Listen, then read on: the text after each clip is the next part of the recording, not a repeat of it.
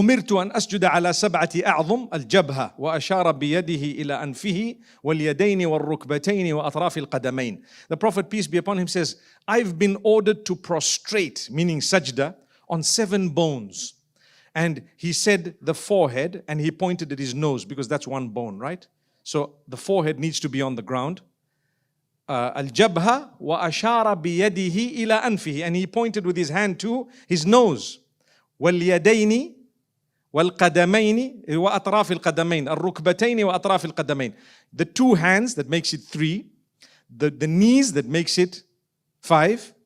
And the tips of your toes, that makes it 7.